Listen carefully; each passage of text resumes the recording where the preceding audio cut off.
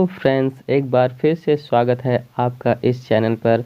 और आज से मैं आपके लिए फिर से एक नई सीरीज़ शुरू करने जा रहा हूं, जिसमें कि आपको सभी क्वेश्चन जो एनटीपीसी में आ रहे हैं, मैथ्स के क्वेश्चन, ठीक है, रीजनिंग के क्वेश्चन, जीके के क्वेश्चन, जीएस के क्वेश्चन, सब कुछ आपको मैं प्रोवाइड करूंगा। और जितने भी कॉन्सेप्ट एग्ज़ाम में पूछे जा रहे हैं, जिस हिसाब से क्वेश्चन पूछे जा रहे हैं, वो सारी चीज़ें आपको क्लियर कराऊंगा, ठीक है। तो अगर अभी तक आपने चैनल को सब्सक्राइब नहीं किया है तो इसको सब्सक्राइब करें, लाइक करें, शेयर करें, कमेंट करें। Thank you. तो चलिए स्टार्ट करते हैं आज की क्लास। चलिए सबसे पहले हम देखते हैं कि हमारा पहला क्वेश्चन क्या दिया गया है। राजीव गांधी पुरस्कार किस क्षेत्र में दिया जाता है, ठीक है, किस क्षेत्र से संबंधित है। तो जैसा कि आप लोग जानते हैं कि राजीव गांधी का पुरस्कार जो है स्पोर्ट्स के क्षेत्र में दिया जाता है, ठीक है, ये खेल से संबंधित होता है। ओके, नेक्स्ट क्वेश्चन देखते हैं यहाँ पे हमारा क्या कह रहा है। क्वेश्चन ये कह रहा है कि ब्रेड को फुलाने के लिए किसका प्रयोग करते हैं। देखिए तो फ्रेंड्स, ब्रेड को फुलाने के लिए ईस्ट का प्रयोग किया जाता है। यहाँ पे लिखा गया है कि ईस्ट का उपयोग आटे को फुलाने के लिए मुख्य रूप से किया जाता है, जिससे क्या होता है, इससे कि ये जो स्पंजी होते हैं और फूले हुए बनते हैं, ठीक है। जो बेकर्स खमीर होते हैं उसका प्रयोग मुख्यतः ब्रेड बनाने के लिए किया जाता है, ठीक है। यहाँ पे मैंने इंग्लिश में भी ट्रांसलेट कर दिया इस चीज़ को, ठीक है, तो इंग्लिश मीडियम वाले इसको आसानी से पढ़ सकते हैं। तो चलिए नेक्स्ट क्वेश्चन देखते हैं हमारा क्या है। नेक्स्ट क्वेश्चन कह रहा है कि धर्म सभा के संस्थापक कौन थे। तो उनका नाम था राधाकांत देव, ठीक है, जो कि एनटीपीसी के एग्जाम में एक क्वेश्चन पूछा जा चुका है।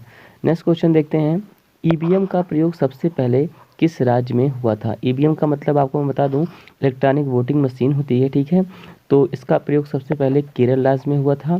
केरल में 1982 में, ठीक है, 70 पारूर विधानसभा निर्वाचन क्षेत्र में इसका इस्तेमाल किया गया था, ठीक है।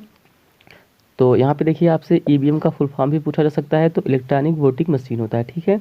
नेक्स्ट क्वेश्चन देखते हैं हम। पूना पैक्ट समझौता किसके लिए हुआ था। तो ये देखिए निम्न वर्ग के जो आरक्षण थे उससे संबंधित था, उसके लिए हुआ था, ठीक है। यहाँ पे दिखाया गया है कि 24 सितंबर 1932 को डॉक्टर अंबेडकर तथा अन्य हिंदू नेताओं के प्रयत्न से स्वर्ण हिंदुओं तथा दलितों के मध्य एक समझौता किया गया।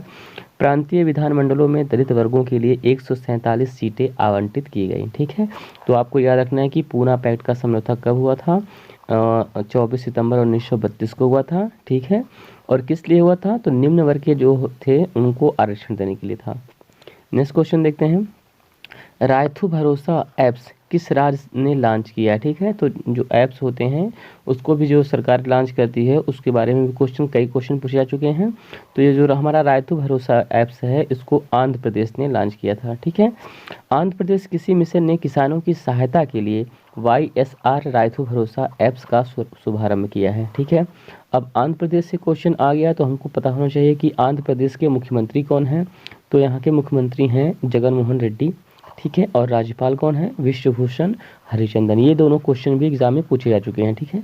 और आंध्र प्रदेश की राजधानी क्या है, अमरावती। ओके, तो चलिए नेक्स्ट क्वेश्चन देख लेते हैं। यहाँ पे नेक्स्ट क्वेश्चन कह रहा है कि बड़ी दो आप किस नदी से बनता है, ठीक है। तो देखिए बड़ी दो आप जो है रावी नदी और ब्यास नदी, ठीक है। ब्यास नदी का पहले का नाम क्या था, बिपाशा।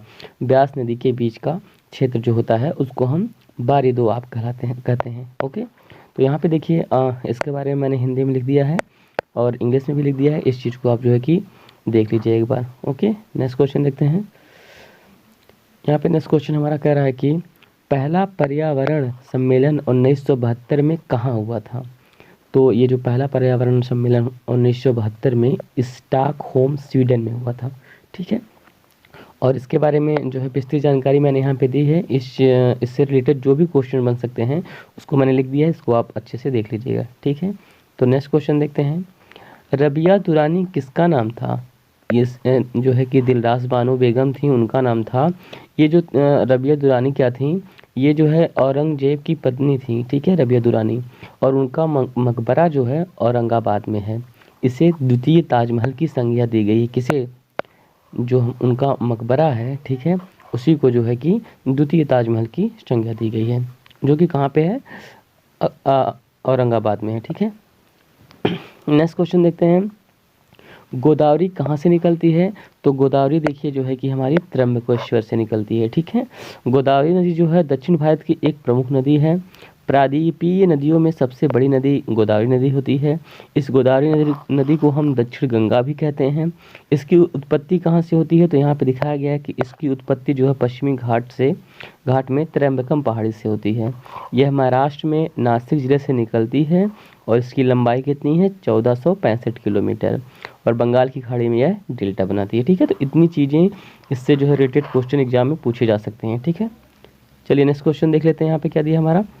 तो देखिए नेक्स्ट क्वेश्चन हमारा है कि देश की पहली महिला सुप्रीम कोर्ट की जज कौन थी। तो ये तो काफ़ी रिपीटेड क्वेश्चन है। उनका नाम था एम फातिमा बीबी। ठीक है, न्यायमूर्ति फातिमा बीबी सर्वोच्च न्यायालय की पूर्व न्यायाधीश हैं। वे वर्ष 1989 में इस पद पर नियुक्त हुई थी और यह पहली भारतीय महिला हैं। ठीक है, और अगर आपसे पूछेगा कि हाई कोर्ट में, ये तो सुप्रीम कोर्ट का था। ठीक है, अगर हाई कोर्ट मतलब उच्च न्यायालय का पूछेगा पहली महिला न्यायाधीश, तो आप क्या बताएंगे, लीला सेठ। ठीक है, अगला क्वेश्चन हमारा है कि चाय का उत्पादन सबसे ज़्यादा कहाँ पे होता है।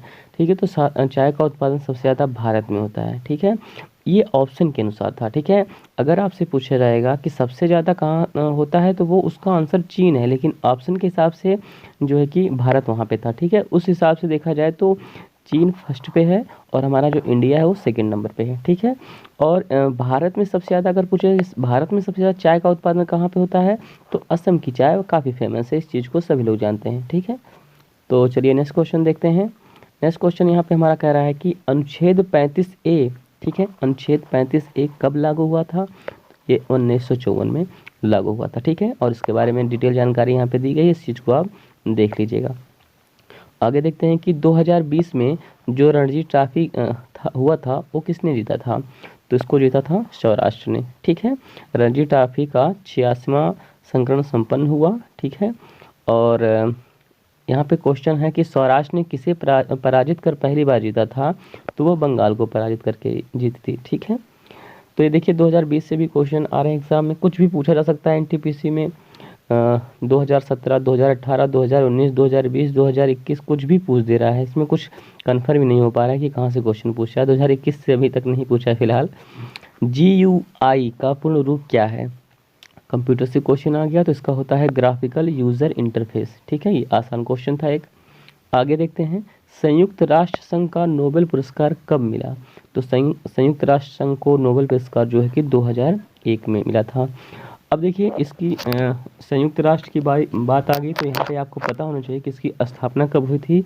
तो इसकी स्थापना जो है कि 24 अक्टूबर 1945 में हुई थी। इसका हेडक्वार्टर जो है कि न्यूयॉर्क में है और इसके अध्यक्ष कौन हैं, एंटोनियो गुटेरेस। ठीक है, स्पेन से।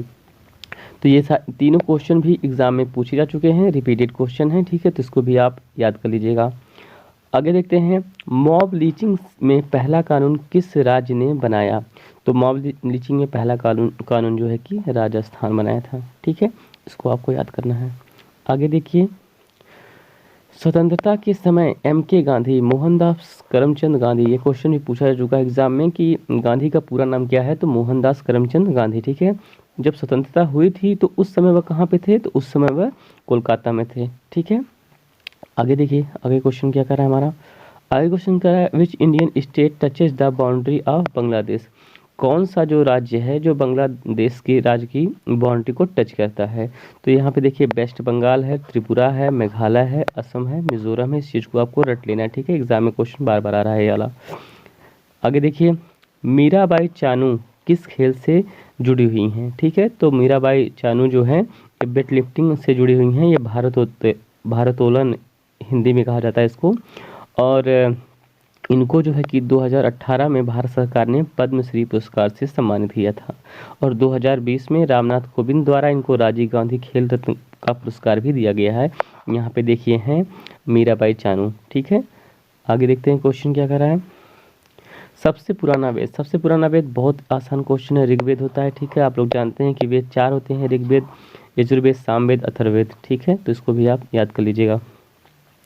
चंद्रयान प्रथम के समय इसरो के प्रमुख कौन थे, तो जब चंद्रयान प्रथम छोड़ा गया था उस समय जो थे माधवन नायर थे। ठीक है, और प्रथम चंद्रयान मिशन 22 अक्टूबर 2008 में था और प्रथम चंद्रयान मिशन 26 जुलाई 2019 डॉक्टर के शिवान थे। ओके, आगे देखते हैं, सतीश धवन केंद्र कहाँ पर है, तो ये सतीश धवन केंद्र जो हमारा आंध्र प्रदेश में है। और इसकी स्थापना कब हुई थी? 1 अक्टूबर 1991।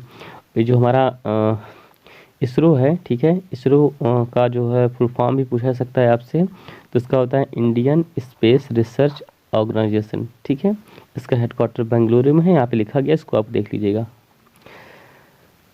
तो ओके, सारे क्वेश्चंस हो गए, ठीक है। यहाँ पे लगभग जो है कि आपको 24-25 क्वेश्चन दिए गए हैं, इस चीज़ को आप रिवीजन कर लीजिएगा। और अभी तक आपने चैनल को अगर सब्सक्राइब नहीं किया है तो इसको सब्सक्राइब कीजिए, क्योंकि मैं जो है कि पूरी कंप्लीट जो है जितने भी मैथ्स के क्वेश्चन पूछे जा रहे हैं और जितने भी रीजनिंग के क्वेश्चन पूछे जा रहे हैं, जितने भी जीके जीएस के क्वेश्चन पूछे जा रहे हैं, सारे कंप्लीशन में लाने वाला हूँ, ठीक है। और आपको काफ़ी हेल्प होगी, ठीक है। तो थैंक यू वेरी मच।